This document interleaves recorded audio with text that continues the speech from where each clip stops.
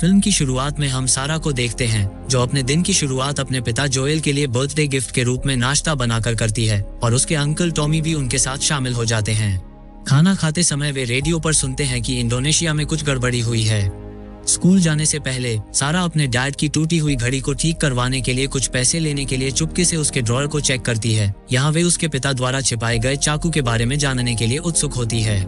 जिसके बाद जब वह घर छोड़ते हैं तो वे पाते हैं कि उनका पड़ोसी डैनी अपनी ग्रैंडमदर की देखभाल कर रहा है जो कि काफी बूढ़ी हो चुकी है और व्हीलचेयर पर गंभीर स्थिति में रहती है। तब डैनी उन्हें कहता है कि वे कुछ समय से उन्हें मिलने नहीं आए हैं, इसलिए जोएल बिजी होने का बहाना बनाता है और प्रॉमिस करता है कि सारा फ्री होकर उनसे मिलने जरूर आएगी।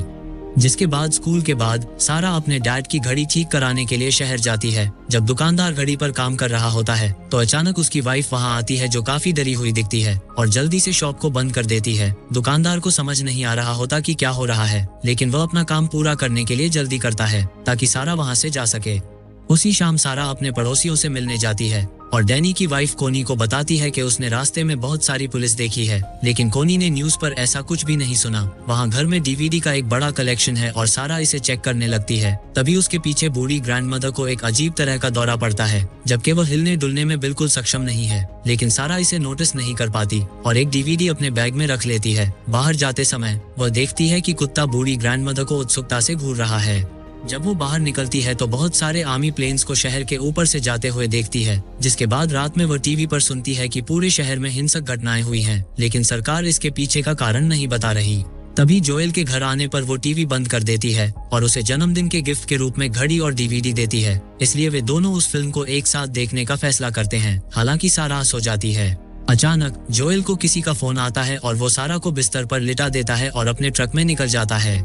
3 घंटे बाद सारा जागती है और बाहर से हेलीकॉप्टर और लोगों के चीखने का शोर सुनती है। जब वो घर में अपने पिता को नहीं पाती तो टीवी ऑन करती है। यहाँ उसे घर से बाहर ना निकलने की वार्निंग लिखी मिलती है। तभी अचानक खिड़की पर हुए शोर को सुनकर वो चौंक जाती है, जो पड़ोस के घर का कुत्ता करता है, जो कि काफी डरा हुआ है। सारा उसे शांत करने के लिए बाहर जाती है और उसे घर ले जाने की कोशिश करती है, लेकिन कुत्ता किसी खौफ के कारण घर में नहीं जाना चाहता और खुद को सारा से छुड़ाकर वहां से भाग जाता है। सारा की समझ में नहीं आता कि कुत्ता अपने ही घर में जाने से क्यों डर रहा है। तब सारा पड़ोसियों को देखने जाती है और सभी लाइटें बंद होने के कारण उसे फर्श पर खून तब तक नजर नहीं आता जब तक वो उस पर कदम नहीं रखती। वह डैनी का खून था जो फर्श पर घायल पड़ा है और मदद के लिए भीख मांग रहा है। सारा ये सोचकर करीब जाती है कि उसके साथ कोई दुर्घटना हुई है, मगर बूढ़ी ग्रैंडमदर को मृत कोनी को खाते हुए देखकर चौंक जाती है। ग्रैंडमदर के मुंह से कुछ अजीब फंगस निकल रही है और जब वह सारा को नोटिस करती है तो वह उस पर भी हमला करने की कोशिश करती है, इसलिए सारा घर से बाहर भाग जाती है। उसी वक्त जोएल और उसका भाई टॉमी एक ट्रक में वहां आ जाते हैं। ग्रैंडमदर उन पे हमला करने घर से बाहर आती है और जोएल उसे मारने से नहीं हिचकिचाता, ये समझाते हुए कि उन्होंने लोगों को शहर में इसी तरह किसी वायरस से इन्फेक्टेड होकर हमला करते हुए देखा है और इसका एकमात्र समाधान इन्फेक्टेड लोगों को मारकर खुद को बचाना। तब वह वहां से ट्रक में निकल जाते हैं और जोएल सारा को बताता है कि वे कहते हैं कि यह किसी प्रकार का वायरस या परजीवी है और शहर के कई लोग इस वायरस से प्रभावित हुए हैं और शायद जब उनके पड़ोसी ग्रैंडमदर को चेकअप के लिए शहर के अस्पताल ले गए थे वहीं से वो भी इन्फेक्टेड हो गई थी। शहर से बाहर जाते समय वे देखते हैं कि एक घर में आग लगी हुई है और लोग लिफ्ट के लिए पूछ रहे हैं, लेकिन जोएल टॉमी को उन पर ध्यान न देने के लिए कहता है। जब वे हाईवे पर पहुंचते हैं तो पाते हैं कि सड़क पर ट्रैफिक जाम लग गया है। टॉमी मैदान के माध्यम से ड्राइव करने की कोशिश करता है, लेकिन सेना पहले ही आ चुकी है और पूरे एरिया को ब्लॉक कर रही है। वे शहर को पार करने के लिए ट्रक को घुमाते हैं और नॉर्थ की ओर जाते हैं, इस उम्मीद में कि उन्हें मेक्सिको जाने के लिए कोई साफ सड़क मिल जाएगी। आर्मी प्लेन्स जमीन के काफी करीब से उड़ रहे हैं और शहर में लोग डरे हुए हैं और शहर से बाहर भागने की कोशिश कर रहे हैं और कारों के गुजरने के लिए जगह नहीं छोड़ रहे। टॉमी वापस जाने की कोशिश करता है, लेकिन ट्रक को अब घेर लिया गया है और तभी आर्मी वहां बम गिरा देती है। उनका ट्रक विस्फोट की चपेट में आ जाता है और पूरा परिवार कुछ सेकंड के लिए बेहोश हो जाता है। जब सारा को होश आता है तो वह पाती है कि उसके टखने में चोट लगी है और जोएल उसकी सावधानी से ट्रक से बाहर निकलने में मदद करता है। उसी वक्त एक कार ट्रक से टकरा जाती है और उसमें आग लग जाती है, जिससे वह गली बंद हो जाती है जहां टॉमी खड़ा था।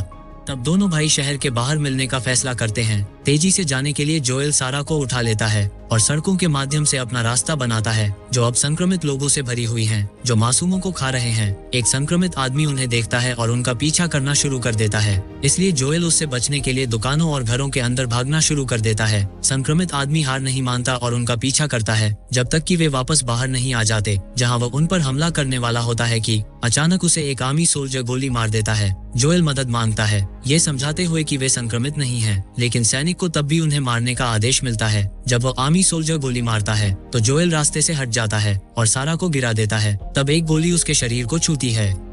सोल्जर फिर से गोली मारने वाला होता है, लेकिन उसी समय टॉमी वहां आ जाता है और उस सोल्जर को मार देता है। जोएल सारा को देखने के लिए भागता है और यह जानकर टूट जाता है कि गोली ने उसे केवल इसलिए नहीं मारा था क्योंकि गोली सारा के शरीर से गुजर कर आई थी। वह खून को रोकने की कोशिश करता है और सारा को बताता है कि सब कुछ ठीक हो जाएगा, मगर तभी सारा उसकी बाहों में मर जाती है। 20 साल बाद बोस्टन एक क्वारंटाइन्ड बंजर भूमि बन गया है जिसकी सीमाओं पर लगातार सेना की नजर है। लोग सरकार द्वारा दी जाने वाली कोई भी छोटी मोटी नौकरी करते हैं, मगर लोगों के लिए यह एक काफी मुश्किल जिंदगी है। एक सुबह एक छोटा बच्चा जो बाहर खो गया था असाइलम के लिए आता है और सैनिक बच्चे को जरूरी जांच करने के लिए अंदर ले जाते हैं। तब एक सैनिक बच्चे से कहता है कि सब कुछ ठीक हो जाएगा, लेकिन दुर्भाग्य से टेस्टिंग मशीन संक्रमण का संकेत देती है, इसलिए बच्चे को एक घातक इंजेक्शन दे दिया जाता है। कुछ देर बाद बच्चे के शरीर को एक ट्रक पर उस जगह भेज दिया जाता है जहां वे संक्रमित लोगों को जलाते हैं। जोएल कभी कभी यहाँ काम करता है और इतने लंबे समय के बाद वह इस बात से परेशान नहीं होता है कि उसे जवान लाशों को आग में फेंकना पड़ता है। वह अक्सर अन्य काम मांगता है जैसे सड़क की सफाई या जिससे भी उसे थोड़ा पैसा मिल सके, मगर गुप्त रूप से वह एक तस्कर के रूप में भी काम कर रहा है। एक दोपहर वह उस जगह जाता है यहाँ बिना परमिशन के क्वारंटीन जोन में एंटर करने वाले लोगों को मौत की सजा दी जाती है। यहाँ उसे एक सिपाही मिलता है जो उससे अवैध चीजें खरीदता है और बदले में पैसे के साथ कुछ सिगरेट भी देता है। सिपाही उसे ये भी बताता है कि उसे एक ट्रक मिल गया है जिसे वह जोएल को बेच सकता है और वे कुछ दिनों में लेन देन करने के लिए सहमत हो जाते हैं, जब रिश्वत लेने वाले सैनिक रखवाली के लिए तैनात होंगे। अभी के लिए सिपाही उसे रात में घर पर रहने की सलाह देता है क्योंकि कुछ लोगों का ग्रुप जिन्हें फायरफ्लाइज के नाम से जाना जाता है शहर में बहुत गड़बड़ी पैदा कर रहे हैं और गार्ड्स को शूट ऑन साइट के ऑर्डर दिए गए हैं। सैनिक जिस ट्रक को देने वाला है उसमें बैटरी नहीं होगी, इसलिए जोएल की दोस्त टेस एक डीलर के साथ बातचीत कर रही है ताकि वह उसे हासिल कर सके। वास्तव में इसके लिए पैसा वह पहले ही दे चुकी थी, मगर डीलर ने बैटरी किसी और को बेच दी थी और उसने पैसा खर्च कर दिया था। जब वह जवाब मांगने आई तो डीलर के बॉडीगार्ड्स ने गलती से टेस को पीट दिया और अब डीलर उसे जाने नहीं देना चाहता क्योंकि वह जोएल से डरता है। इसी बातचीत के दौरान बाहर एक विस्फोट होता है जो दीवार को उड़ा देता है और अंदर सभी को घायल कर देता है। तब टेस देखती है डीलर चला गया है और उसे वहां से भागने का मौका मिल गया है। बाहर आने पर उसे पता चलता है कि किसी ने सेना के ट्रक पर बॉम्ब लगाया था। टेस दूर जाने की कोशिश करती है क्योंकि अलार्म लोगों को एरिया को खाली करने के लिए वार्निंग दे रहा है, लेकिन जैसे ही वो थोड़ा आगे बढ़ती है तो देखती है कि फायरफ्लाइज और सेना सड़क के बीच में एक दूसरे पर गोलियां चला रहे हैं। तब अपने हाथ ऊपर उठाकर वह सेना से मदद मांगती है कि वे फायरफ्लाइज में से नहीं है, मगर फिर भी उसे गिरफ्तार कर लिया जाता है। इस बीच फायरफ्लाइज के ठिकाने पर एली बाहर चल रही गड़बड़ी को सुनती है जिसे काफी हफ्तों से वहां बांध कर रखा गया है। उसने फायरफ्लाइज को अपना नाम वेरोनिका बताया है। जब भी कोई डॉक्टर जांच के लिए आता है तो उसे स्वस्थ बताता है, मगर अब एली उसके ऊपर बार बार होने वाले एक ही टेस्ट से परेशान हो गई है और अपने सवालों के जवाब जानना चाहती है। दूसरी तरफ जोएल अपने एक दोस्त से मिलने जाता है जिसके पास एक पुराना रेडियो है और लोग उसे पैसा देकर बाहरी दुनिया की खबरें जानते हैं। जोएल उसे सैनिक द्वारा दी गई सिगरेट देकर अपने भाई टॉमी के बारे में पूछता है जो सालों पहले व्योमिंग भाग गया था, लेकिन 3 हफ्तों से उसका कोई मैसेज नहीं आया है, जो कि साधारण बात नहीं है, मगर आज भी कोई खबर नहीं है। इसलिए जोएल वेट करते करते थक चुका है और उससे व्योमिंग टावर की लोकेशन के बारे में पूछता है। उसका दोस्त उसे लोकेशन दे देता है, मगर साथ ही उसे सावधान करता है कि बाहर जाना काफी खतरनाक हो सकता है क्योंकि वहां इन्फेक्टेड लोगों के साथ साथ लुटेरों से भी खतरा है। तब जोएल घर जाता है और सभी चीजों को बाहर निकालता है जो उसने भागने के लिए शुरू से इकट्ठा की थी और मैप के जरिए व्योमिंग टावर जाने का प्लान बनाना शुरू कर देता है, जिसके दौरान वो काफी शराब पीता है और तब पता चलता है कि उसकी घड़ी फिर से टूट गई है, मगर वह अपनी बेटी को याद करने के लिए इसे पहने रखता है। आखिरकार वह सो जाता है। जब टेस अंत में घर आती है वह उसे जगाने के बजाय बस उसके साथ सो जाती है।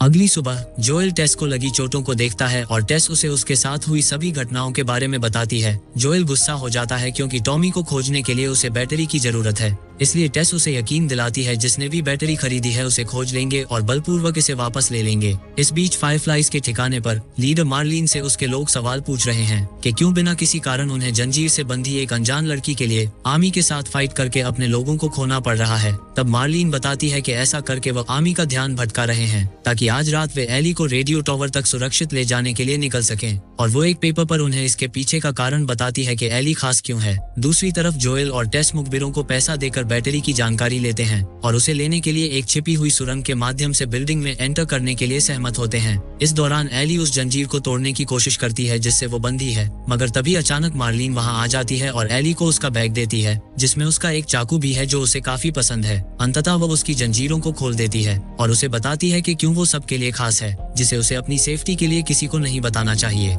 दूसरी तरफ जोएल और टेस बिना किसी की नजर में आए पुराने मेट्रो सुरंगों के जरिए शहर के नीचे से आगे बढ़ते हैं। थोड़ा आगे बढ़ने के बाद वे एक डेड एंड तक पहुंचते हैं। यहाँ असल में बिल्डिंग में एंटर करने के लिए रास्ता होना चाहिए था, लेकिन तब उन्हें बारूद की गंध आती है और फर्श पर खून टपकता दिखता है। जब वे अंत में कॉरिडोर में प्रवेश करते हैं तो वे डीलर और उसके आदमियों को मृत पाते हैं। यहाँ बैटरी को देखकर पता चलता है कि बैटरी खराब थी और वे सभी लोगों के साथ स्कैम करने के लिए मारे गए हैं। तब अचानक उन्हें दूसरे कमरे से आने वाली कुछ आवाजें सुनाई देती हैं और जब जोएल चेक करने जाता है तो एली उस पे हमला कर देती है, जिसे वो जल्दी से दूर धकेल देता है। जोएल एली के चाकू को अपने पैर के नीचे दबा लेता है और मार्लिन और उसके फॉलोअर्स पर ध्यान केंद्रित करता है जिन्होंने पहले बैटरी खरीदने की कोशिश की थी। तब जोएल मार्लिन पर आरोप लगाता है कि वह वही है जिसने टॉमी को उसके खिलाफ कर दिया था, मगर मार्लिन के पास बहस के लिए समय नहीं है और समझाती है कि उन्हें एली को आज रात क्वारंटीन जोन से बाहर निकालने की जरूरत है। चूंकि वह और उसके साथी घायल हैं, इसलिए वह अब ऐसा नहीं कर सकते और मार्लिन चाहती है कि जोएल ऐसा करे